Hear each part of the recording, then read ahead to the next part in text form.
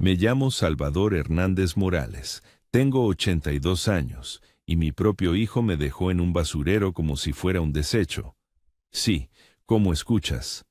Mi hijo Ignacio, a quien crié con estas manos que temblaban de tanto trabajar, me abandonó entre la basura.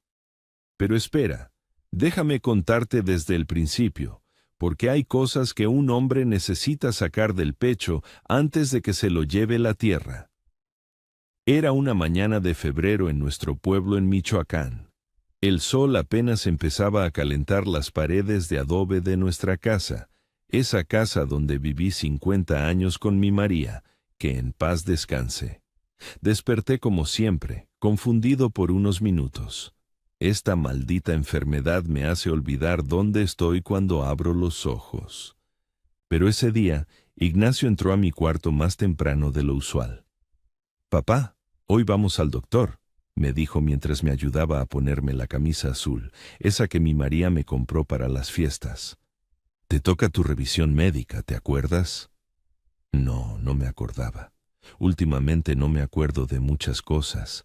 Los nombres se me escapan como agua entre los dedos, las caras se vuelven borrosas, y hay días en que no reconozco ni mi propia casa. Ignacio me preparó el desayuno. Huevos revueltos con frijoles refritos, café de olla con canela, como me gustaba. Mientras comía, él caminaba de un lado a otro por la cocina, nervioso, las manos en los bolsillos. Su esposa Flor no estaba. Hacía semanas que apenas me dirigía la palabra. La sentía susurrar con Ignacio en las noches, discusiones que se cortaban cuando yo aparecía. «Vámonos ya, papá, no queremos llegar tarde», me dijo Ignacio, tomando las llaves de su camioneta vieja. Me agarró del brazo con cuidado, porque mis piernas ya no son lo que eran. Caminamos hacia el patio donde estaba estacionada la Ford azul que él había comprado de segunda mano para llevarme a mis citas médicas. Me subí al asiento del copiloto. Me puse el cinturón como él me había enseñado. Ignacio arrancó el motor y salimos por la calle de tierra que conocía de memoria, esa calle donde jugué de niño, donde correteé a mis hermanos, donde vi crecer a mi propio hijo. Pero después de unos minutos, noté que no íbamos por el camino habitual hacia el centro de salud. «Mijo, ¿no vamos por otro lado hoy?», le pregunté, mirando por la ventanilla. Estábamos tomando una carretera que yo no conocía bien, llena de baches y polvo. Ignacio no me contestó de inmediato. Tenía los nudillos blancos de tanto apretar el volante. «Es un doctor nuevo, papá», me dijo finalmente, «más especializado en tu condición». Su voz sonaba rara, como quebrada. Pero mi mente está tan nublada últimamente que no logré procesar la extrañeza de todo aquello. Veía pasar los paisajes por la ventana, magueyes, pequeños ranchos, perros callejeros corriendo junto a la camioneta. El olor familiar de la tierra seca de Michoacán entraba por las ventanillas entreabiertas.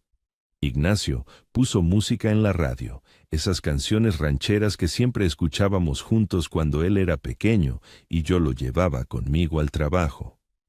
Vicente Fernández cantaba «Volver, volver, volver», y yo tarareaba la melodía, perdido en recuerdos que venían y se iban como nubes. El trayecto se hizo más largo de lo normal. Mi vejiga empezó a molestarme, como siempre me pasa cuando salgo de casa. «Ignacio, ¿falta mucho? Necesito ir al baño», le dije. Él me miró de reojo, y juro que vi lágrimas en sus ojos, pero me dijo que ya casi llegábamos. Después de casi una hora de camino, empecé a oler algo extraño, un olor ácido, desagradable, que se metía por la nariz y me daba náuseas. «¿Qué es ese olor tan feo?», pregunté, pero Ignacio siguió manejando en silencio, las mandíbulas apretadas como cuando tenía coraje de niño. La camioneta comenzó a reducir velocidad. A través del parabrisas empecé a ver algo que no podía creer. Montañas de basura, bolsas negras rotas, cartones mojados, perros flacos escarbando entre los desperdicios. El olor se volvió insoportable. Era un basurero, un tiradero municipal enorme que se extendía por hectáreas. Ignacio, ¿qué hacemos aquí? Este no es el hospital, le dije, sintiendo un nudo en el estómago que no tenía que ver con la enfermedad. Por primera vez en meses, mi mente se aclaró completamente, como si el shock hubiera apartado las nubes de la confusión. Él detuvo la camioneta al borde del basurero. Apagó el motor y se quedó allí sentado, con las manos en el volante, respirando fuerte. Por varios minutos no dijimos nada, solo se escuchaba el ruido de las moscas zumbando afuera y el sonido distante de las máquinas que movían la basura. «Papá», comenzó a decir, pero su voz se quebró. Se limpió la nariz con el dorso de la mano como hacía cuando era niño y lloraba. «Papá, yo no puedo más». «¿Cómo que no puedes más? ¿De qué hablas, mijo?» Ignacio salió de la camioneta y vino a abrir mi puerta. Me ofreció su mano para ayudarme a bajar, pero yo me resistí. Algo en sus ojos me decía que algo terrible estaba por pasar, algo que mi mente enferma no lograba procesar completamente, pero que mi corazón de padre presentía. «Bájate, papá, por favor», me dijo con voz temblorosa, «solo bájate». Bajé de la camioneta con piernas temblorosas. El olor a podrido era terrible. Las moscas volaban alrededor de nosotros y yo me quedé parado ahí en mi camisa azul y mis pantalones de vestir, completamente fuera de lugar en medio de aquel infierno de desperdicios. Ignacio metió la mano en su bolsillo y sacó unos billetes arrugados. Me los puso en la mano. 500 pesos. Y me cerró los dedos alrededor de ellos. «Perdóname, papá», me dijo, y las lágrimas corrían por sus mejillas. «Perdóname, pero ya no puedo contigo. Flor dice que si no hago algo, ella se va. Los doctores cuestan mucho dinero, los medicamentos, todo. Yo no tengo para pagarlo todo. No tengo para un asilo decente, y tú cada día estás peor». No podía creer lo que estaba escuchando. Mi propio hijo, el niño al que enseñé a caminar, al que cargué en los hombros para que viera los desfiles, al que defendí cuando se metía en problemas en la escuela, me estaba dejando en un basurero como si yo fuera un perro viejo que ya no servía. «Ignacio, soy tu papá», le dije, y mi voz salió más pequeña de lo que yo quería.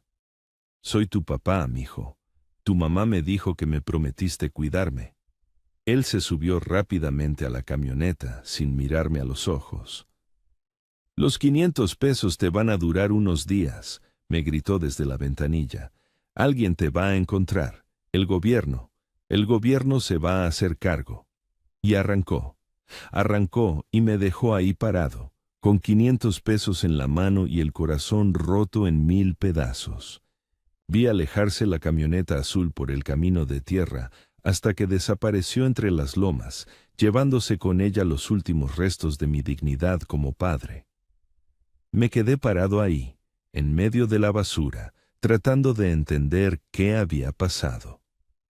Mi mente enferma iba y venía entre la claridad y la confusión. Por momentos entendía perfectamente la traición de mi hijo, y por otros me preguntaba qué hacía yo ahí, si Ignacio iba a volver a recogerme después de la consulta médica. Empecé a caminar entre los montones de desperdicios, bolsas rotas, latas oxidadas, pañales sucios, comida podrida. El sol de febrero pegaba fuerte y yo sudaba en mi camisa azul. Los perros callejeros me ladraban desde lejos, pero no se acercaban. Tal vez algo en mi olor o en mi manera de caminar les decía que yo también era un desecho, algo que alguien había tirado. Pasaron las horas, 1, 2, tal vez 3. Yo seguía caminando sin rumbo entre la basura, agarrando los 500 pesos que se habían vuelto húmedos de tanto apretarlos en mi mano sudorosa. A veces me sentaba en algún pedazo de llanta vieja a descansar, preguntándome si todo esto era real o una pesadilla de mi mente enferma. Fue entonces cuando escuché voces a lo lejos. 2 hombres que trabajaban recogiendo material reciclable se habían dado cuenta de mi presencia. Se acercaron corriendo, gritando cosas que yo no entendía bien por el ruido del viento y las máquinas. Señor, Señor, ¿qué hace usted aquí? Y así comenzó mi salvación, pero también la perdición de mi hijo. Porque hay cosas que un hombre no puede hacer, ni siquiera cuando la vida lo aplasta. Y abandonar a tu padre en un basurero es una de esas cosas que te marcan para siempre, que te convierten en la verdadera basura. Pero para entender cómo llegué a ese basurero, tengo que contarte sobre los últimos 3 años de mi vida, desde que esta maldita enfermedad empezó a robarme la mente pedazo por pedazo.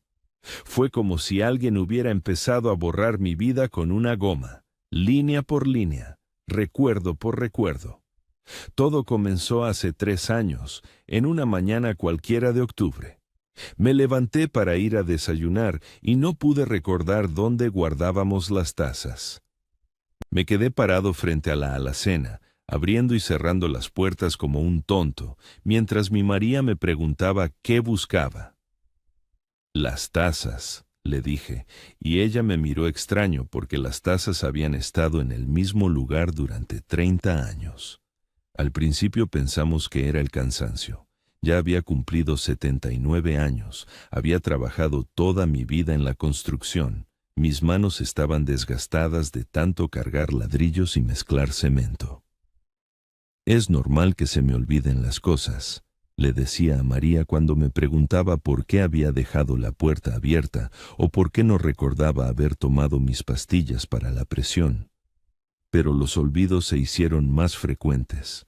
Un día salí a comprar tortillas a la tienda de doña Carmen, como había hecho miles de veces, y me perdí. Me quedé parado en una esquina que no reconocía, aunque estaba a solo 3 cuadras de mi casa. Un vecino me encontró 2 horas después, llorando como un niño perdido, sin saber cómo regresar. María se asustó mucho ese día.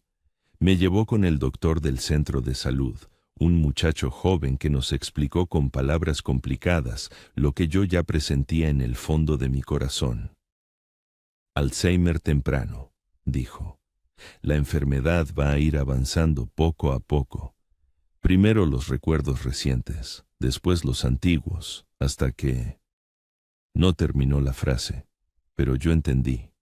Mi mente se iba a convertir en una casa abandonada, donde cada día se apagaría otra luz hasta quedar en completa oscuridad.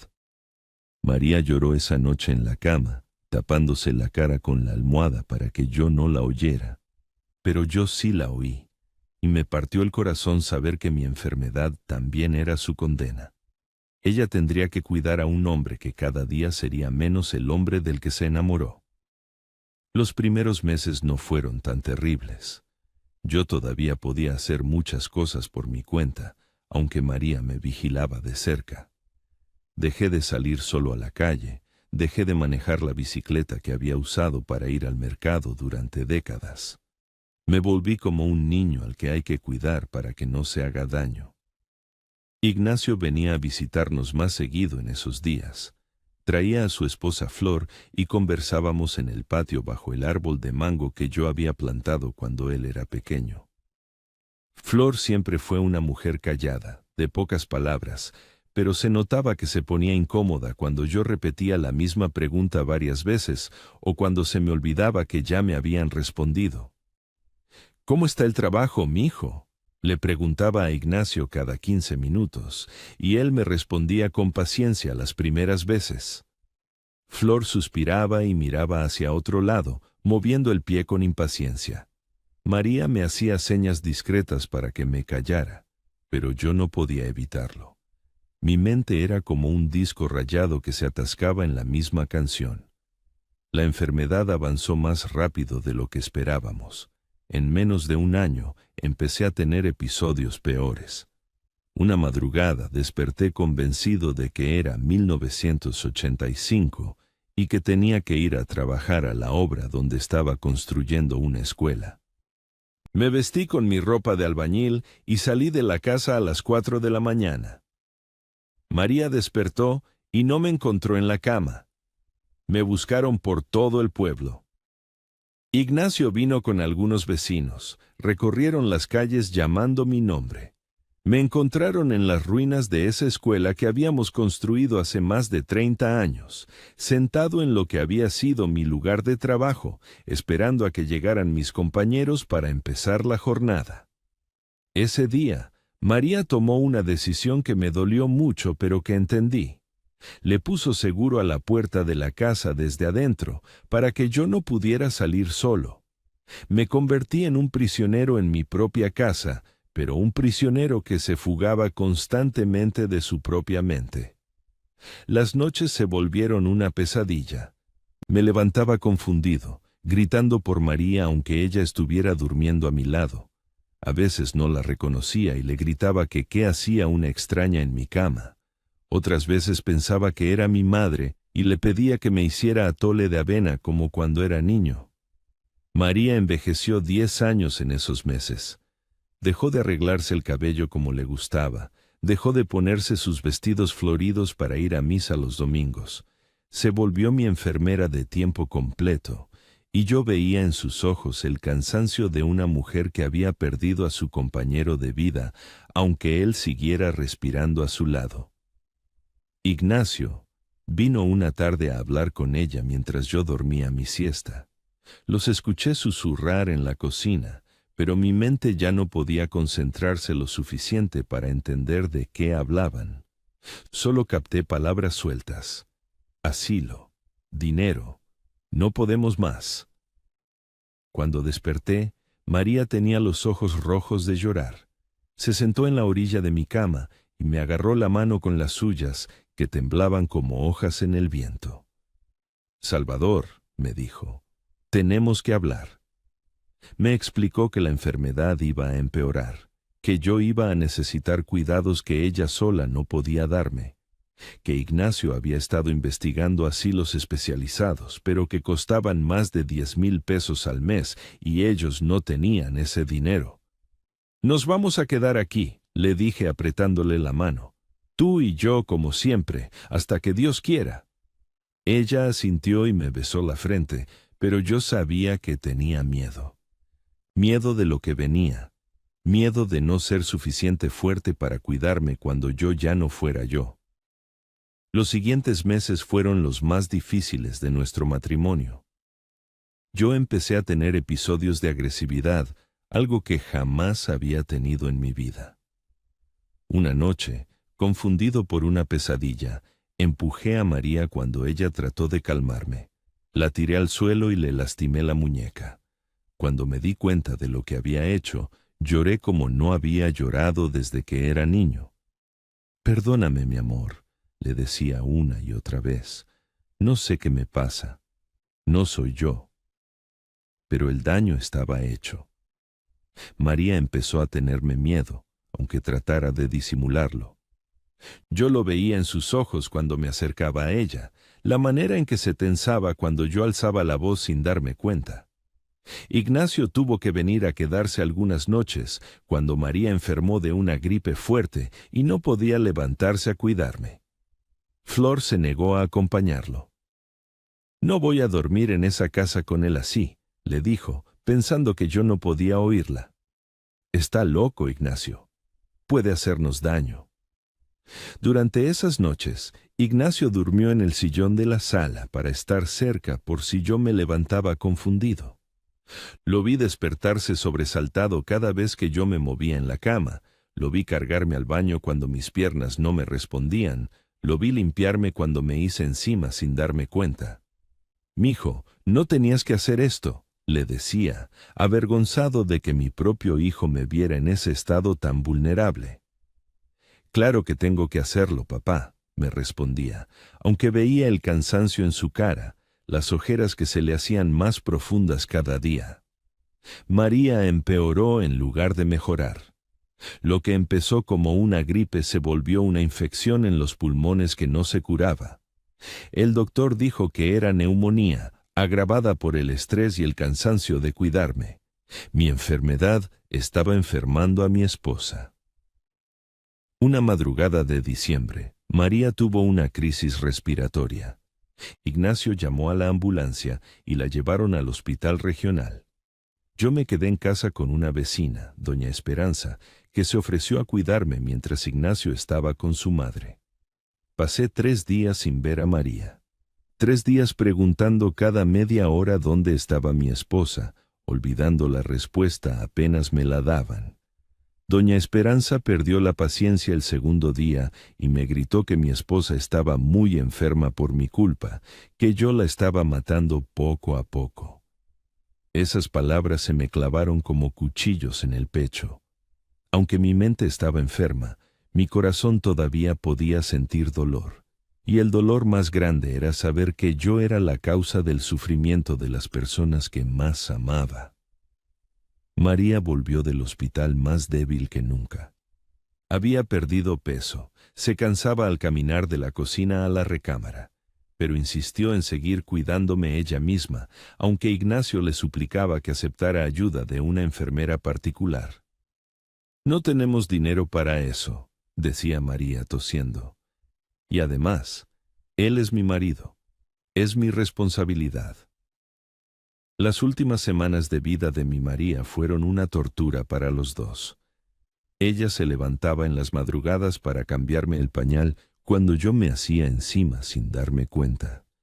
Me daba de comer en la boca cuando yo olvidaba cómo masticar. Me cargaba del brazo cuando mis piernas se olvidaban de cómo caminar. Y yo la veía consumirse día tras día, volverse transparente como una hoja seca que el viento está a punto de llevarse.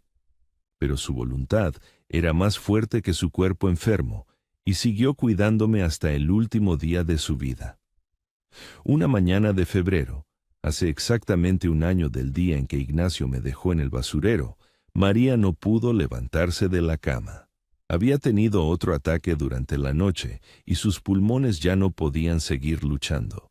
Ignacio llegó corriendo cuando lo llamé gritando que algo malo le pasaba a mi esposa. Los paramédicos dijeron que no había nada que hacer. María se estaba ahogando en sus propios fluidos, sus pulmones estaban demasiado dañados. La llevaron al hospital, pero todos sabíamos que era para que muriera con dignidad, no para curarla. Ignacio y yo nos quedamos junto a su cama las últimas 24 horas. Yo tenía momentos de claridad donde entendía perfectamente lo que estaba pasando y momentos de confusión donde le preguntaba a María cuándo nos íbamos a casa para cenar. En sus últimas horas, cuando ya casi no podía hablar, María llamó a Ignacio y le hizo acercarse a su oído. Yo estaba sentado al otro lado de la cama, sosteniendo su mano que se enfriaba poco a poco. Promete, le susurró a Ignacio con la poca voz que le quedaba, que vas a cuidar a tu papá hasta el final. Ignacio lloró y le prometió que sí, que nunca me iba a abandonar, que iba a cuidarme como ella había hecho. María sonrió con sus labios secos y cerró los ojos. 1 hora después, dejó de respirar. En el funeral, Ignacio me sostuvo del brazo mientras caminábamos detrás del ataúd de María. La gente del pueblo nos veía con lástima. El viejo loco y su hijo que ahora tendría que cargar solo con esa responsabilidad. Flor, la esposa de Ignacio, llevaba vestido negro y lentes oscuros, pero yo podía ver su expresión de preocupación. No era tristeza por María, era miedo de lo que venía después. Después del entierro, Ignacio se mudó temporalmente a mi casa para cuidarme. Flor se quedó en su departamento, visitándonos solo los fines de semana. Decía que necesitaba espacio para procesar su duelo, pero yo sabía la verdad. No quería estar cerca de mí. Los primeros meses, Ignacio cumplió su promesa. Me daba de comer, me bañaba, me cambiaba la ropa cuando me hacía encima. Me leía el periódico aunque yo olvidara lo que había escuchado 5 minutos después. Me ponía música de Vicente Fernández y Pedro Infante, pensando que la música me haría bien, pero yo estaba empeorando rápidamente. Sin María, mi ancla en la realidad se había roto. Empecé a tener episodios más violentos. Una noche golpeé a Ignacio pensando que era un ladrón que había entrado a robar. Otra vez salí corriendo de la casa en ropa interior, gritando que había fuego, aunque no había nada. Ignacio tenía que dormir con un ojo abierto, porque yo podía levantarme en cualquier momento y hacer cualquier locura. Sus ojos se hundieron en ojeras profundas, perdió peso, empezó a tomar pastillas para poder dormir unas pocas horas seguidas. Flor venía los domingos y veía a su marido convertido en un esqueleto, agotado, sin vida en los ojos. Al principio trataba de ayudar, pero yo no la reconocía y me ponía agresivo con ella. Una vez la confundí con una enfermera del hospital y le grité que no quería que me tocara. «No puedo más», le dijo Flor a Ignacio después de 6 meses. Yo estaba en el patio, pero pude escuchar su conversación en la cocina. «Te estás muriendo junto con él. Mira cómo estás, mira en lo que te has convertido». «Le prometí a mi mamá que lo iba a cuidar», respondió Ignacio con voz cansada. «Tu mamá ya no está aquí para ver cómo te estás destruyendo», le gritó Flor. «Y yo sí estoy aquí. Soy tu esposa. ¿Qué hay de tu promesa conmigo cuando nos casamos?». Esas discusiones se volvieron más frecuentes y más violentas. Flor empezó a venir menos, solo los sábados, después solo cada 15 días. Ignacio se quedó prácticamente solo conmigo, cuidando a un hombre que cada día recordaba menos quién era él. Una noche, después de que yo tuve un episodio particularmente malo donde traté de salir de la casa para buscar a mi mamá, que había muerto hace 30 años, Ignacio se sentó en el suelo del pasillo y lloró como un niño perdido. «No puedo, papá», me decía, aunque yo ya no entendía bien sus palabras. «No puedo seguir así. Me estoy volviendo loco yo también». Flor le dio su ultimátum una fría mañana de enero. Llegó a la casa temprano, empacó sus cosas en una maleta y se paró frente a Ignacio en la sala. «O él o yo», le dijo con los brazos cruzados. «No voy a seguir viendo cómo te destruyes por un hombre que ni siquiera sabe quién eres. Busca un asilo, consigue ayuda del gobierno, haz lo que tengas que hacer. Pero si no tomas una decisión esta semana, yo me voy para siempre». Ignacio me miró desde la puerta de mi cuarto. Yo estaba sentado en mi cama, jugando con un rompecabezas de madera que él me había comprado para mantener mi mente ocupada. En ese momento, por casualidad, tuve un instante de claridad total. «Mijo», le dije, «hazle caso a tu esposa. Yo ya no soy tu papá. Soy solo un cascarón vacío que se parece a tu papá». Esas fueron las últimas palabras coherentes que le dije antes de que me llevara al basurero. Porque después de eso, Ignacio eligió. Eligió a su esposa sobre su padre enfermo. Y aunque no lo culpo completamente, porque entiendo la presión en la que estaba, nunca podré olvidar que rompió la promesa más sagrada que le hizo a su madre moribunda.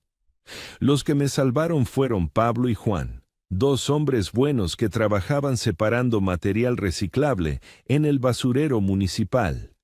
Llevaban toda la mañana viendo a un viejo desorientado caminar entre la basura, pero pensaron que tal vez yo era otro de esos indigentes que llegan buscando comida o algo que vender.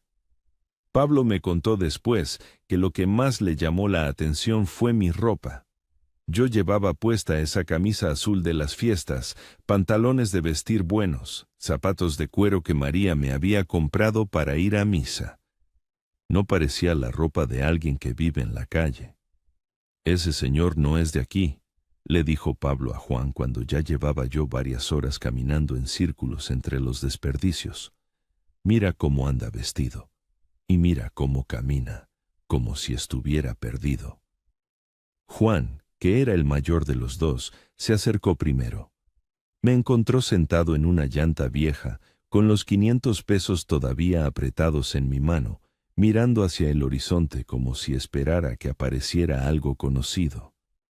«Señor, ¿está usted bien?», me preguntó Juan, agachándose frente a mí. «¿Qué hace aquí?». Yo lo miré sin entender muy bien qué pasaba. En mi mente confundida, pensé que tal vez él trabajaba en el hospital donde Ignacio me había llevado. Estoy esperando a mi hijo, le dije. Me dijo que viniera aquí y que me esperara, que iba a volver por mí. Pablo se acercó también, y los dos hombres intercambiaron una mirada de preocupación. Ellos sabían, como sabe cualquier persona con dos dedos de frente, que nadie deja a su padre en un basurero esperando. ¿Cómo se llama usted?, me preguntó Pablo con voz suave, como se le habla a un niño perdido. Salvador Hernández Morales, le respondí con claridad, porque mi nombre es una de las pocas cosas que esta maldita enfermedad no me ha robado completamente. Juan revisó mis bolsillos buscando alguna identificación. Encontró mi credencial del INAPAM, esa credencial de adulto mayor que había sacado para obtener descuentos en las medicinas. También encontró un papel con mi dirección que María había puesto ahí por si alguna vez me perdía. Señor Salvador, me dijo Juan, vamos a llamar por teléfono a su familia. ¿Tiene hijos? Sí, Ignacio, les dije. Ignacio Hernández. Él me trajo aquí. Dijo que era para ver al doctor, pero luego me dejó aquí y me dijo que esperara. Pablo y Juan se miraron otra vez, y vi en sus caras que estaban empezando a entender la magnitud de lo que había pasado. Ellos, que trabajaban todos los días en medio de la basura, sabían reconocer cuando algo valioso había sido tirado por error, y sabían reconocer cuando algo valioso había sido tirado a propósito. Pablo sacó su teléfono celular, uno de esos teléfonos viejos que solo sirven para llamadas, y marcó el número que venía en mi identificación como contacto de emergencia. Era el teléfono de la casa donde vivía Ignacio con Flor. Yo escuché la conversación desde donde estaba sentado, aunque mi mente iba y venía entre la claridad y la confusión. «Bueno, ¿habla Ignacio Hernández?», preguntó Pablo. «Sí, soy yo», respondió la voz de mi hijo desde el teléfono. «Señor, encontramos a su papá, Salvador Hernández, aquí en el basurero municipal. Está desorientado y dice que usted lo trajo aquí». Hubo un silencio largo del otro lado de la línea, tan largo que Pablo tuvo que preguntar si seguía ahí. «Señor, ¿me está escuchando?» «Sí, sí te escucho», respondió Ignacio con voz quebrada. «Mira, yo ya no puedo con él. Mi papá está enfermo de Alzheimer. Necesita cuidados que yo no puedo darle. No tengo dinero para internarlo en un lugar especializado». «Pero, señor», le dijo Pablo sin poder creer lo que estaba escuchando, «no puede dejar a su papá en un basurero. Está confundido, puede pasarle algo malo». «Yo no quiero que le pase nada malo», gritó Ignacio por el teléfono. «Pero tampoco puedo seguir cuidándolo. Mi esposa me va a dejar. No duermo desde hace meses. Perdí trabajo por faltar tanto para llevarlo al doctor. No puedo más». Juan le quitó el teléfono a Pablo. «Señor Ignacio, venga por su papá ahora mismo. Esto no se hace. Este hombre lo crió a usted, lo sacó adelante, y usted lo tira como basura». «No me vengas a dar lecciones de moral», le gritó Ignacio. «Tú no sabes lo que es vivir con un enfermo mental. Tú no sabes lo que es que tu propio padre no te reconozca y te pegue. Tú no sabes lo que es limpiarlo cuando se hace encima todos los días». «Sé lo que es tener respeto por mis padres», le respondió Juan, que empezaba a enojarse. «Y sé lo que es tener dignidad. Venga por él o llamamos a la policía». «Llámenla», dijo Ignacio, y su voz sonó fría, diferente. «Llámenla y díganles que yo me deshacer de él, que ya no es mi responsabilidad, que el gobierno se haga cargo de mi papá, porque yo me lavo las manos». Y colgó. Mi propio hijo colgó el teléfono después de decir que se lavaba las manos de mí, como Pilatos se lavó las manos de Jesucristo. Pablo y Juan se quedaron mirando el teléfono como si fuera una serpiente venenosa. Estos dos hombres, que trabajaban recogiendo basura para mantener a sus familias, no podían entender cómo un hijo podía hacer eso a su padre. «Vamos a llamar a la policía», dijo Juan, «y también a la Cruz Roja. Este señor necesita atención médica». Mientras esperábamos que llegaran las autoridades, Pablo se sentó conmigo en la llanta. Me ofreció agua de su termo y un taco de frijoles que traía en su lonchera. ¿Tiene hambre, don Salvador?, me preguntó. Yo tenía mucha hambre, porque no había comido desde el desayuno que me había preparado Ignacio esa mañana. Pero cuando traté de comer el taco, mis manos temblaban tanto que se me cayó. Pablo lo recogió y me lo dio pedacito por pedacito en la boca, como se le da de comer a un niño pequeño. Juan caminaba de un lado a otro, murmurando cosas que yo no entendía bien. Estaba enojado, muy enojado. «¡Pinche cabre!», se detuvo y me miró. «Perdón, don Salvador, es que no puedo creer lo que acaba de pasar». Llegó primero la patrulla de la policía municipal. 2 agentes jóvenes que al principio pensaron que yo era un indigente que había tenido algún problema mental. Pero cuando Pablo les explicó la situación y les mostró mi credencial del INAPAM, su actitud cambió completamente. «¿Dice usted que el hijo lo abandonó aquí a propósito?», preguntó el oficial más joven, tomando notas en una libretita. «Eso dice el señor», respondió Pablo. Y cuando hablamos por teléfono con el hijo, él mismo confirmó que ya no se quiere hacer cargo. Dijo que se lavaba las manos. Los policías llamaron a una ambulancia del IMSS para que me revisaran. Mientras tanto, el oficial mayor, que se llamaba Rodríguez según su placa, me hizo preguntas sencillas para evaluar mi estado mental. «¿Sabe usted qué día es hoy, señor Salvador?». No, no sabía qué día era. Los días se habían vuelto todos iguales en mi mente enferma. «¿Sabe dónde está?». «En un basurero», le respondí, y esa respuesta simple los hizo quedarse callados a todos. Cuando llegó la ambulancia, los paramédicos me tomaron la presión, me revisaron el corazón, me hicieron caminar unos pasos para ver si tenía alguna lesión. Estaba deshidratado y tenía la presión alta por el estrés, pero físicamente no me habían pasado nada grave. «¿Quién se hace responsable del señor?», preguntó la doctora que venía en la ambulancia. «Su hijo dice que ya no se quiere hacer cargo», explicó el oficial Rodríguez. «Literalmente nos dijo que se lavaba las manos y que el gobierno se hiciera cargo». La doctora, una mujer joven con cara de enojo, movió la cabeza negativamente. «Esto es abandono de persona vulnerable. Es un delito grave. Vamos a llevarlo al hospital para una evaluación completa y ustedes tienen que levantar el reporte correspondiente». Mientras me subían a la ambulancia, Pablo se acercó y me puso la mano en el hombro. «No se preocupe, don Salvador. La gente buena no lo va a abandonar como hizo su hijo. Usted va a estar bien». Juan también se despidió de mí. «Vamos a estar pendientes de lo que pase con usted, don Salvador. Esto no se va a quedar así». En el hospital me internaron en el área de geriatría para observación. Me pusieron un suero, me dieron de comer, me bañaron y me pusieron una bata limpia.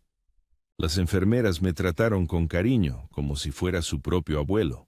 Pero lo que yo no sabía es que el oficial Rodríguez había llamado a su jefe para reportar el caso, y su jefe había llamado a la fiscalía, porque el abandono de un adulto mayor es un delito federal.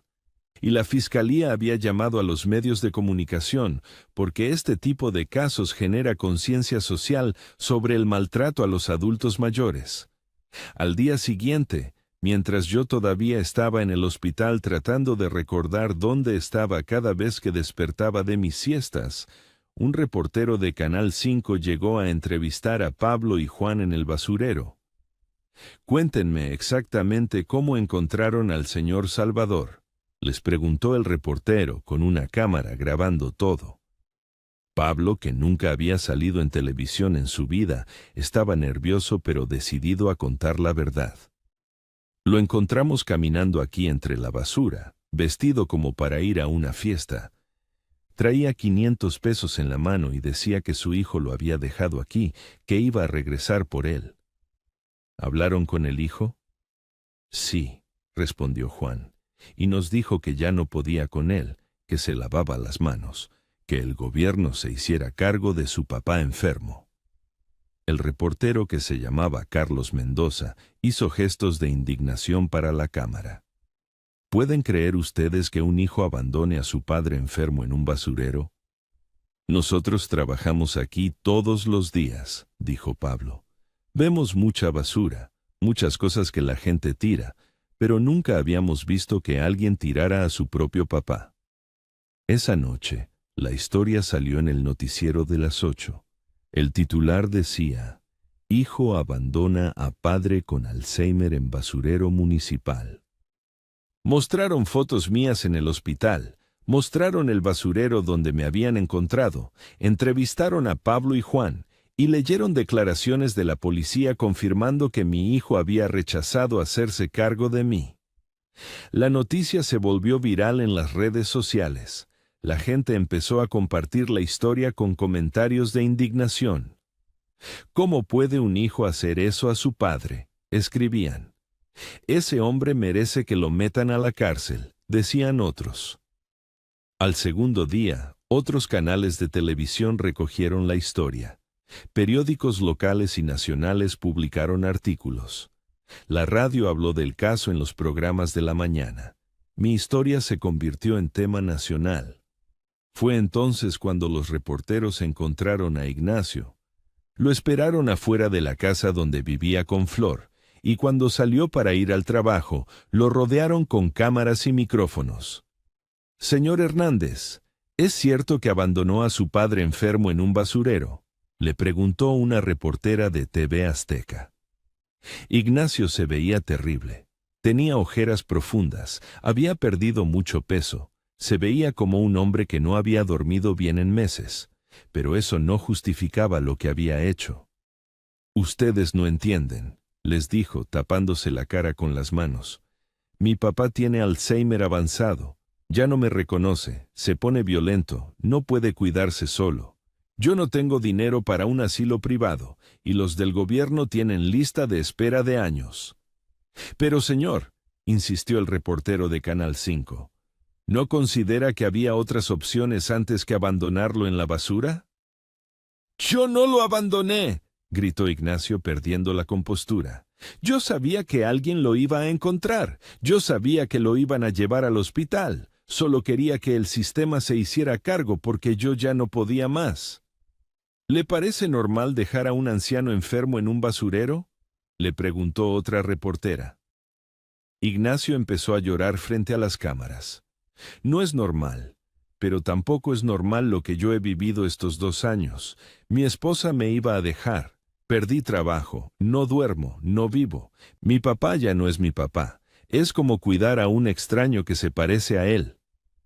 «¿Se arrepiente de lo que hizo?». «Me arrepiento de muchas cosas», respondió Ignacio, limpiándose los mocos con la manga de la camisa. «Me arrepiento de no haber tenido dinero para pagar un buen asilo. Me arrepiento de no haber pedido ayuda antes, pero no me arrepiento de haber salvado mi matrimonio». Esa declaración fue la que más indignó a la gente. Decir que había salvado su matrimonio después de abandonar a su padre enfermo fue como echar gasolina al fuego de la opinión pública. Las redes sociales explotaron con mensajes de odio hacia Ignacio. La gente publicaba su foto con frases como «el peor hijo de México» y «traidor de su propio padre». Algunos llegaron hasta su casa a gritarle insultos y a aventar huevos y jitomates en las ventanas. Flor, su esposa, salió también en televisión para defenderse. «Yo nunca le pedí que abandonara a su suegro», declaró en una entrevista. «Yo solo le dije que buscara ayuda profesional, que no podíamos seguir así. Cuando me enteré de lo que había hecho, me dio mucho coraje». Pero la gente no le creyó. En las redes sociales la culpaban a ella también. Decían que era una mujer sin corazón que había presionado a su marido para deshacerse del estorbo. El escándalo creció tanto que llegó hasta el gobierno estatal. El gobernador de Michoacán hizo una declaración pública condenando el abandono de adultos mayores y prometiendo que se investigaría el caso a fondo. No podemos permitir que los hijos traten a sus padres como basura, dijo el gobernador en una rueda de prensa. Los adultos mayores son un tesoro de nuestra sociedad, y quienes los abandonen enfrentarán todo el peso de la ley. La Fiscalía abrió una investigación formal contra Ignacio por el delito de abandono de persona en estado de vulnerabilidad. Le dijeron que podía enfrentar hasta 5 años de prisión si se comprobaba que había puesto en peligro mi vida deliberadamente. Mientras todo esto pasaba, yo seguía en el hospital, la mayor parte del tiempo sin entender muy bien por qué había tanta gente viniendo a visitarme, por qué las enfermeras me hablaban con tanta lástima, por qué había reporteros queriendo hacerme preguntas que yo no podía responder con coherencia. Un día llegó un trabajador social del DIF estatal para explicarme mis opciones. Era un hombre mayor con bigote canoso que me habló como si yo fuera su propio padre. Don Salvador, me dijo, sabemos que su hijo no se puede hacer cargo de usted. Vamos a buscarle un lugar en una institución especializada donde lo puedan cuidar bien. Yo le pregunté por Ignacio, si iba a venir a visitarme. El trabajador social movió la cabeza tristemente. Su hijo está pasando por problemas legales ahorita, don Salvador. Pero no se preocupe, nosotros nos vamos a encargar de que esté usted bien cuidado. Lo que yo no sabía era que mi historia había tocado el corazón de miles de personas en todo el país. Gente que había pasado por situaciones similares con sus propios padres, gente que entendía lo difícil que es cuidar a un enfermo de Alzheimer, pero que nunca consideraría abandonarlo en un basurero. Y esa gente buena, esa gente con corazón, estaba a punto de demostrarle a Ignacio que cuando uno no tiene dignidad para cuidar a sus padres, otros sí la tienen para ayudar a los abandonados. La solidaridad del pueblo mexicano es algo que siempre me ha llenado de orgullo, pero nunca pensé que yo iba a ser el beneficiario de esa bondad. Mientras mi historia se extendía por todo el país como pólvora, algo hermoso empezó a pasar que ni yo ni Ignacio esperábamos. Todo comenzó con doña Carmen, la señora de la tienda donde yo había comprado tortillas durante 30 años. Ella vio la noticia en la televisión y reconoció mi cara inmediatamente. Al día siguiente puso una lata de chiles vacía en su mostrador con un letrero que decía, para don Salvador Hernández, que su propio hijo tiró como basura. Ese hombre me compraba tortillas todos los días, le contaba doña Carmen a sus clientes. Siempre me saludaba con respeto, siempre me preguntaba por mis nietos. Era un señor trabajador y bueno. Lo que le hizo su hijo no tiene nombre. Los vecinos del pueblo empezaron a echar monedas en la lata de doña Carmen. 5 pesos aquí, 10 pesos allá, 20 pesos los que tenían un poco más. Al final del primer día había juntado 300 pesos. Pero la cosa no se quedó ahí. La historia llegó a otros pueblos de Michoacán, y las tienditas de esos pueblos también pusieron sus latas. Para el señor que abandonaron en la basura, decían los letreros. Para que tenga una vejez digna, decían otros. En la ciudad de Morelia, una estación de radio llamada La Caliente hizo una campaña en vivo durante su programa matutino. El locutor, que se llamaba Mario Contreras, dedicó todo su programa a hablar de mi caso. Oigan, raza, decía por el micrófono. Aquí tenemos a un abuelito que su propio hijo tiró en la basura. ¿Qué clase de hijos estamos criando? ¿Qué clase de sociedad somos si permitimos que traten así a nuestros viejitos? La gente empezó a llamar al programa para contar sus propias historias.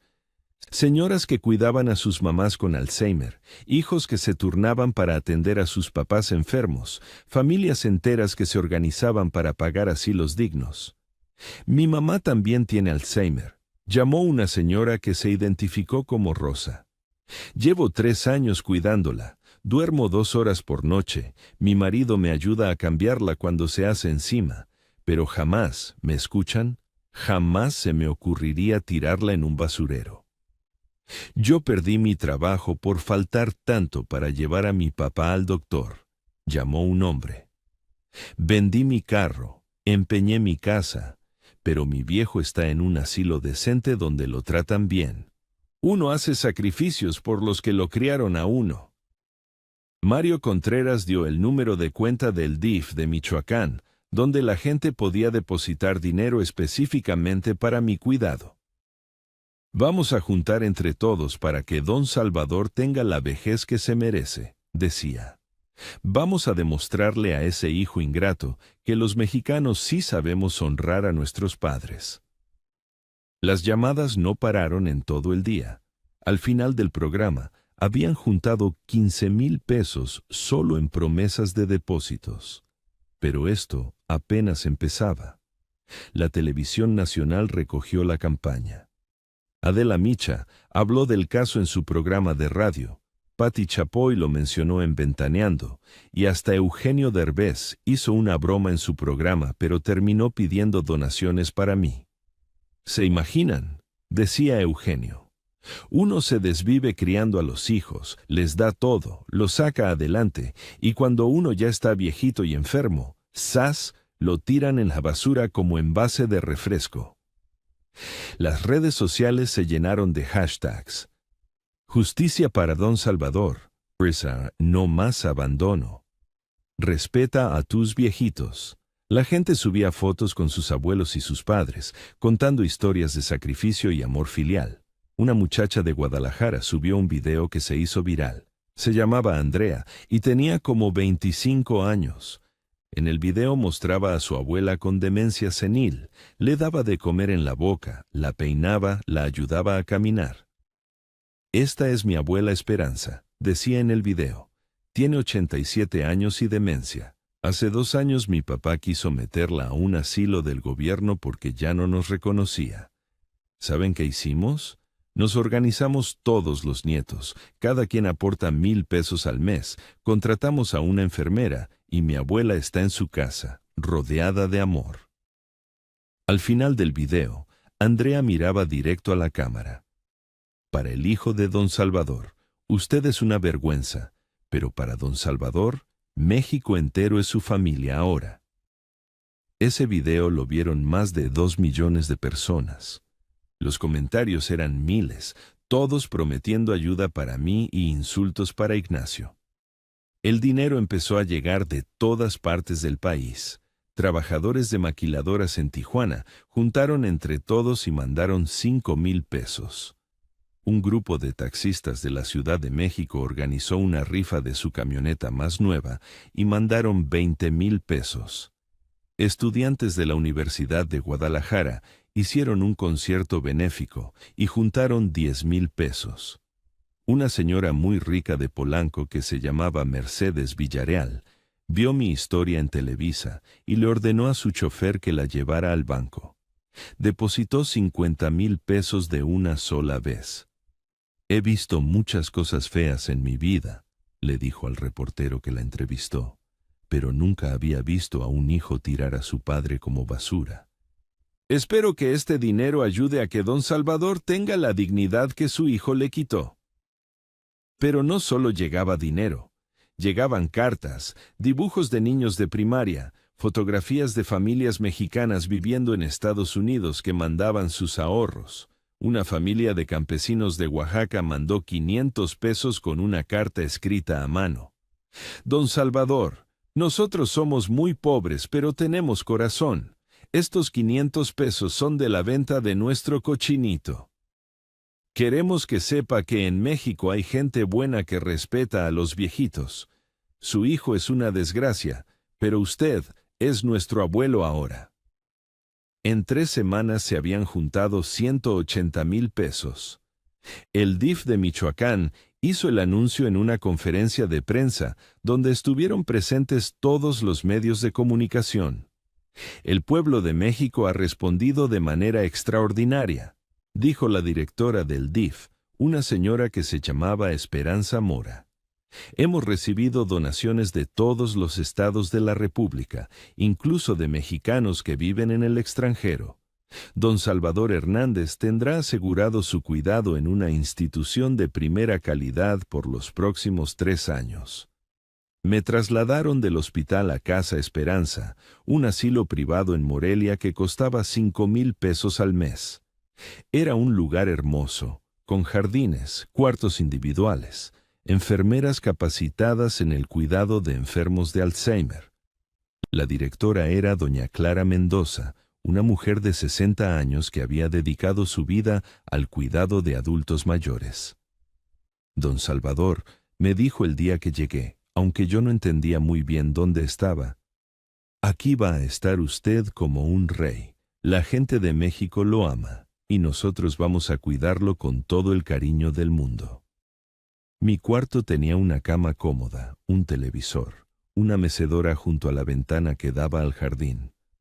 Las enfermeras me hablaban con cariño, me ayudaban a bañarme sin hacerme sentir mal, me daban mis medicinas a tiempo, me acompañaban a caminar por los pasillos cuando mi mente se aclaraba un poco.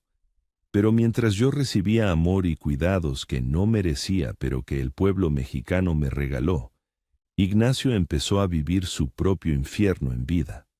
La fiscalía había terminado su investigación y presentó cargos formales contra él. El delito se llamaba abandono de persona en estado de vulnerabilidad y podía ser castigado con hasta 5 años de prisión. Su caso se volvió mediático. Todos los periódicos seguían el proceso. El abogado que le asignaron de oficio, porque Ignacio no tenía dinero para pagar uno particular, le explicó que las posibilidades de evitar la prisión eran pocas. Su caso salió en todos los medios, le dijo el licenciado Ramírez. La gente está muy enojada. El juez va a sentir mucha presión social para darle un castigo ejemplar. Ignacio había perdido su trabajo una semana después de que saliera la noticia. Trabajaba en una fábrica de muebles y el dueño lo llamó a su oficina. Ignacio, le dijo su jefe, que era un hombre mayor con nietos, no puedo tener trabajando aquí a una persona que abandona a su padre enfermo. ¿Qué van a pensar mis clientes si se enteran que tengo empleado al tipo que tiró a su papá en la basura? Recoge tus cosas. Buscó trabajo en otros lados, pero su cara había salido tanto en televisión que lo reconocían en todas partes. «¿Tú no eres el que abandonó a su papá?», le preguntaban. «Aquí no queremos gente así». Flor, su esposa, aguantó las primeras semanas, pero cuando los vecinos empezaron a gritarles cosas en la calle, cuando les aventaban piedras a su casa, cuando hasta los niños del barrio los señalaban y les gritaban «hijos malos», ella no pudo más. «No puedo vivir así», le dijo a Ignacio después de que alguien rayara su carro con las palabras «traidor de su padre». «No puedo ir al mercado sin que la gente me mire feo. No puedo ir a trabajar sin que mis compañeras murmuren a mis espaldas». «Pero tú me dijiste que eligiera», le reclamó Ignacio. «Tú me dijiste que, o él o tú». «Yo te dije que buscaras ayuda, no que lo tiraras en un basurero», le gritó Flor. «Yo nunca imaginé que harías algo tan horrible. Pensé que ibas a buscar un asilo del gobierno, que ibas a pedir ayuda a tus hermanos, no que ibas a abandonarlo como a un perro». Flor empacó sus cosas y se fue a vivir con su hermana en Guadalajara. Antes de irse, le dejó los papeles del divorcio en la mesa de la cocina. «No puedo estar casada con un hombre que hizo lo que tú hiciste», le escribió en una carta. «Por más que te ame, no puedo vivir con la vergüenza de ser la esposa del hombre que tiró a su papá en la basura». Ignacio se quedó solo en la casa, sin trabajo, sin esposa, sin dinero. Los vecinos lo hacían el vacío. Doña Esperanza, la señora que me había cuidado mientras María estaba en el hospital, escupía en el suelo cada vez que lo veía pasar. «¡Sinvergüenza!», le gritaba desde su puerta. «¿Cómo pudiste hacerle eso a don Salvador? Él siempre habló de ti con tanto orgullo. Siempre decía que tenía un hijo bueno». Los niños del barrio inventaron una canción que cantaban cuando Ignacio pasaba por la calle. «Ahí va el hijo malo, que a su papá tiró, en la basura lo dejó. ¡Qué hijo más sinvergüenza!». Ignacio tuvo que empezar a salir de madrugada para buscar trabajo, cuando no había gente en las calles. Consiguió trabajos de mediodía, cargando bultos en el mercado, limpiando oficinas en las noches, trabajos donde nadie lo conociera o donde a nadie le importara su pasado. El día del juicio, la sala estaba llena de reporteros y gente que había seguido mi caso. Algunas señoras del pueblo habían ido especialmente para ver cómo castigaban a Ignacio. El juez, que se llamaba Martínez y tenía fama de ser estricto, leyó los cargos en voz alta. Ignacio Hernández López se le acusa de abandono de persona en estado de vulnerabilidad, específicamente de su padre Salvador Hernández Morales, de 82 años de edad, quien padece Alzheimer y fue dejado deliberadamente en el basurero municipal de esta ciudad. El fiscal presentó todas las pruebas, las declaraciones de Pablo y Juan, la grabación de la llamada telefónica donde Ignacio dijo que se lavaba las manos, los reportes médicos confirmando mi estado de vulnerabilidad. El abogado defensor trató de argumentar que Ignacio había actuado desesperado, que no había tenido intención de hacerme daño, que sabía que me iban a encontrar y ayudar. Pero sus argumentos sonaron vacíos en esa sala llena de gente indignada. Ignacio pidió permiso para hablar antes de la sentencia. Se puso de pie, flaco, demacrado, con la ropa arrugada porque ya no tenía a Flor que se la planchara. «Señor juez», dijo con voz quebrada, «yo sé que lo que hice estuvo mal, pero también quiero que entiendan que yo cuidé a mi papá 2 años, 2 años sin dormir, sin descanso, viendo cómo se me moría poco a poco. Mi esposa me iba a dejar, perdí trabajo por faltar tanto, no tenía dinero para un asilo privado. Eso no justifica abandonar a un anciano enfermo en un basurero», le respondió el juez con voz severa.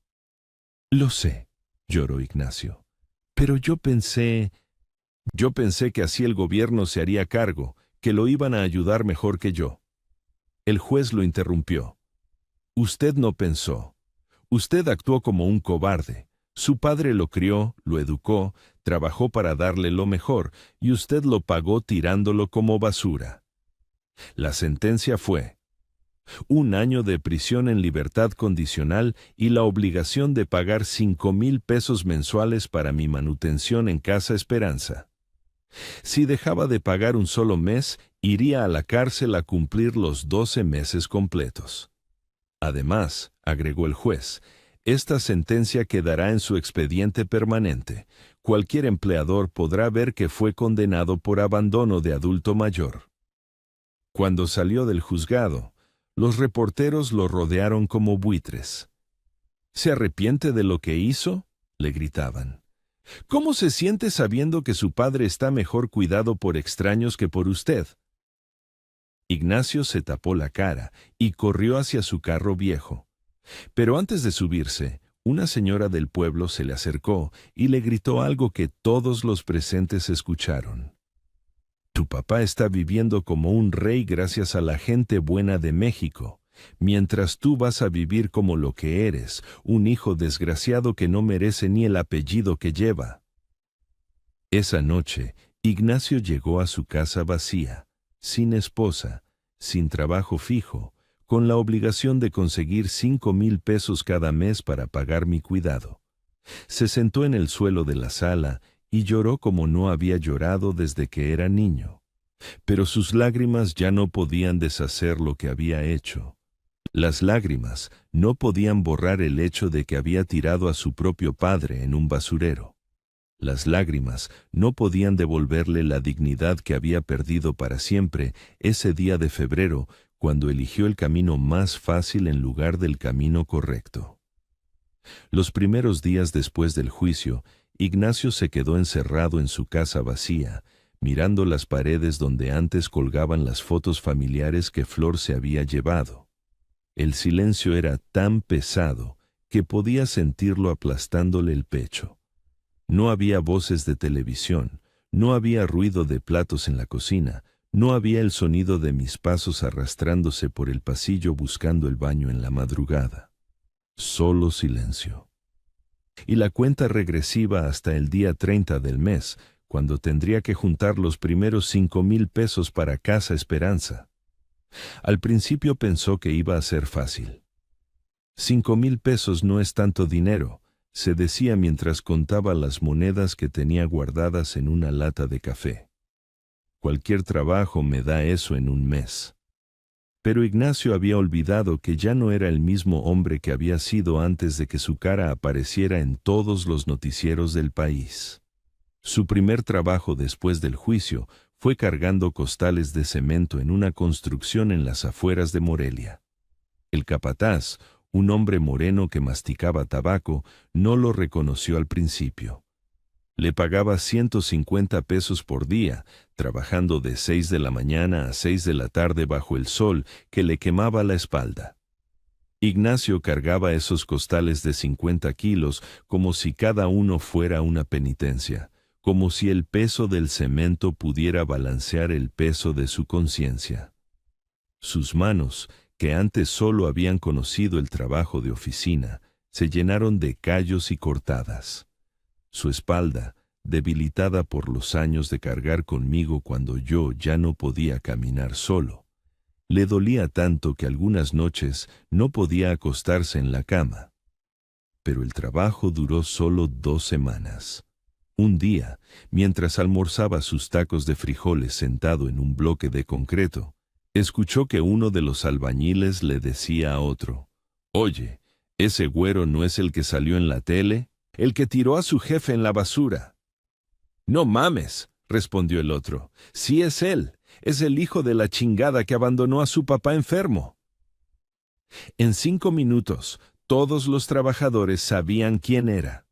El capataz se acercó con cara de pocos amigos y le dijo: «Órale, cabrón, levanta tus cosas.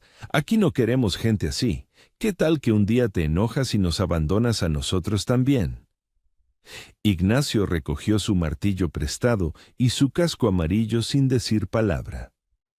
Sabía que no tenía caso discutir. Sabía que iba a pasar lo mismo en cualquier lugar donde alguien lo reconociera. Consiguió trabajo limpiando oficinas en las noches. Era mejor porque había menos gente, menos posibilidades de que alguien supiera quién era. Ganaba menos, solo 3,000 pesos al mes, pero era más seguro. Llegaba a los edificios después de las 10 de la noche, cuando las secretarias y los jefes ya se habían ido a sus casas con sus familias. Limpiaba baños, trapeaba pisos, vaciaba botes de basura, sacudía escritorios donde otros hombres trabajaban en el día, haciendo lo que él había hecho antes. Una vida normal, con sueldo fijo, con esposa esperándolo en casa, con la dignidad intacta. Pero 3,000 pesos no eran suficientes para los 5,000 que necesitaba cada mes. Tuvo que buscar trabajos extras los fines de semana, lavando carros en un estacionamiento, vendiendo elotes en la plaza los domingos, cargando mercancía en el mercado de abastos los sábados desde las 4 de la madrugada. El primer mes logró juntar los 5,000 pesos exactos. Llegó a Casa Esperanza el día 30 con las manos temblorosas, contando billetes arrugados y monedas que olían a sudor. Doña Clara, la directora, lo recibió en su oficina sin invitarlo a sentarse. «Aquí están los 5,000 pesos de este mes», le dijo Ignacio, poniendo el dinero sobre el escritorio. Doña Clara contó cada billete con movimientos lentos, deliberados, como si quisiera que él sintiera la humillación de cada peso que había tenido que conseguir trabajando como animal. «¿Quiere ver a su padre?», le preguntó cuando terminó de contar. «Sí, por favor», respondió Ignacio, y por primera vez en semanas sintió algo parecido a la esperanza. «No», le dijo doña Clara con voz fría. «Su padre está bien cuidado aquí. No necesita que usted venga a perturbarlo». «Pero es mi papá», insistió Ignacio. «Tengo derecho a verlo». Doña Clara se levantó de su silla y se acercó a la ventana que daba al jardín. Desde ahí se podía ver a varios adultos mayores sentados en bancas bajo los árboles, algunos leyendo periódicos, otros jugando dominó. ¿Ve usted a ese señor de camisa azul que está sentado junto a la fuente?, le preguntó, señalando hacia el jardín. Ignacio miró y me vio. Yo estaba sentado en una banca, con ropa limpia y el cabello peinado, platicando con una enfermera que me mostraba fotos en una revista. Me veía tranquilo, cuidado, mejor de lo que me había visto en meses. Sí, lo veo. Ese es su padre, le dijo doña Clara sin voltear a verlo. ¿Ve cómo está sonriendo? ¿Ve cómo se ve limpio y bien arreglado? ¿Ve cómo la enfermera lo trata con cariño? Ignacio asintió, sintiendo un nudo en la garganta. Su padre no lo recuerda a usted, continuó doña Clara. Su enfermedad ha progresado. Ya no se acuerda de que tiene un hijo, no se acuerda de su casa, no se acuerda de su esposa, no se acuerda del basurero donde usted lo dejó.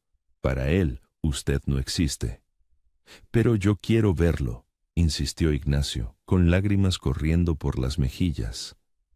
¿Para qué?, le preguntó doña Clara, volteándose para mirarlo a los ojos. ¿Para sentirse mejor usted? ¿Para pedirle perdón a un hombre que no se acuerda de lo que usted le hizo? Su padre está en paz aquí. No voy a permitir que usted venga a romper esa paz por su propia conveniencia. Ignacio salió de esa oficina tambaleándose como un borracho. Se subió a su carro viejo y se quedó sentado en el estacionamiento de Casa Esperanza, viendo por el parabrisas el jardín donde yo tomaba el sol, sin saber que mi propio hijo estaba a 50 metros de mí, llorando como un niño castigado. Esa se volvió su rutina. Cada mes, el día 30, llegaba con sus 5,000 pesos contados hasta el último centavo. Doña Clara los recibía, los contaba, y le negaba el derecho de verme. E Ignacio se quedaba en su carro, mirándome desde lejos como un fantasma que visita la vida que perdió. Los meses se volvieron más difíciles. En diciembre lo corrieron del trabajo de limpieza porque alguien había puesto mi historia en el grupo de WhatsApp de la empresa. No queremos que nuestros clientes sepan que tenemos trabajando al tipo que abandonó a su papá, le dijo el supervisor. Tuvo que buscar trabajos más precarios. Vendía dulces en los camiones, cargaba bultos en la central de abastos, pedía prestado dinero a gente que le cobraba intereses altísimos. Cada mes era una lucha desesperada por juntar esos 5,000 pesos que significaban que yo siguiera recibiendo cuidados dignos. Hubo meses en que tuvo que empeñar su televisor, su estufa, hasta su cama. Durmió en el suelo de su casa varios meses, tapándose con las cobijas que Flor había dejado olvidadas. Comía una vez al día, a veces solo tortillas con sal, para ahorrar hasta el último peso. En marzo del año siguiente, casi no pudo juntar el dinero. Le faltaban 500 pesos y ya era día 28. Fue a la casa de su hermana Elena, que vivía en otro estado y que no había querido saber nada de él desde el escándalo. «Elena, necesito 500 pesos», le dijo por teléfono. «Es para el asilo de mi papá». «¿Tu papá?», le gritó Elena desde el otro lado de la línea. «Tú tiraste a nuestro papá en un basurero. No tienes derecho a llamarlo tu papá». «Elena, por favor, es para que esté bien cuidado. Que lo cuide la gente buena que juntó el dinero para él», le cortó Elena. «Tú ya no eres mi hermano. No me vuelvas a hablar en tu vida». Y le colgó. Su propia hermana, la niña a la que había defendido de los niños abusivos en la escuela, le colgó el teléfono como si él fuera un extraño pidiendo limosna. Ignacio tuvo que ir a prestamistas de barrio, esos que cobran 20% de interés mensual. Consiguió los 500 pesos a cambio de pagar 600 el mes siguiente. Cada mes se hundía más en deudas, cada mes tenía menos opciones, cada mes su vida se parecía más al basurero donde me había abandonado. Una noche de abril, después de haber trabajado 18 horas seguidas para juntar dinero extra, Ignacio llegó a su casa y encontró la puerta forzada. Le habían robado lo poco que le quedaba. Un radio viejo, 2 ollas, hasta las cortinas que había dejado Flor. Se sentó en el suelo de su sala vacía y se dio cuenta de que ya no tenía nada que perder. Ni esposa, ni trabajo estable, ni dignidad, ni el respeto de sus vecinos, ni el amor de su familia.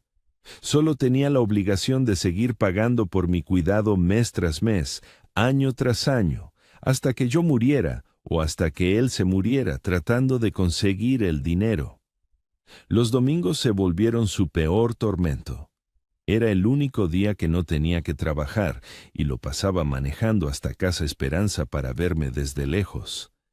Se estacionaba bajo un árbol desde donde podía ver el jardín y me observaba caminar con las enfermeras, comer en las mesas del comedor, dormir la siesta en las bancas de la sombra. Un domingo de mayo me vio celebrando mi cumpleaños 83. Las enfermeras me habían puesto un gorro de fiesta, había un pastel pequeño con velas y otros residentes cantaban Las Mañanitas, mientras yo sonreía sin entender muy bien qué estaba pasando, pero feliz de ser el centro de atención. Ignacio lloró ese día como no había llorado desde el funeral de María. Lloró porque se dio cuenta de que yo estaba más feliz sin él que lo que había estado los últimos años viviendo con él. Lloró porque entendió que su presencia en mi vida había sido más una carga que una bendición. Después de la fiesta, cuando los otros residentes se fueron a sus cuartos, me quedé sentado en el jardín con doña Clara. Ella me hablaba con paciencia, me explicaba cosas que yo olvidaba inmediatamente, me limpiaba la boca cuando se me caía la comida. Ignacio bajó de su carro y caminó hasta la reja de Casa Esperanza. No quería entrar, solo quería estar más cerca, escuchar mi voz aunque fuera un momento. Doña Clara me vio parado ahí y dejó mi silla de ruedas para acercarse a la reja.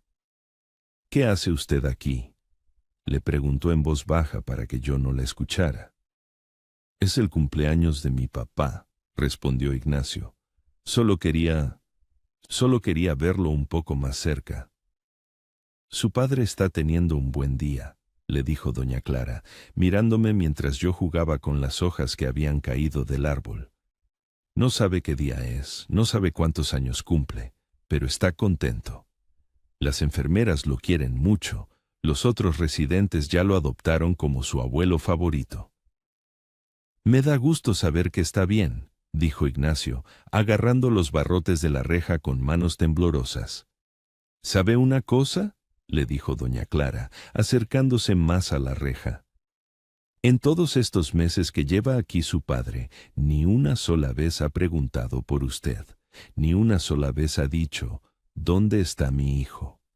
Su mente borró completamente que usted existe». Ignacio se quedó callado, sintiendo cómo esas palabras se le clavaban en el pecho como cuchillos. «Pero ¿sabe qué es lo más triste de todo?», continuó doña Clara. «Que él está mejor sin usted. Mírelo.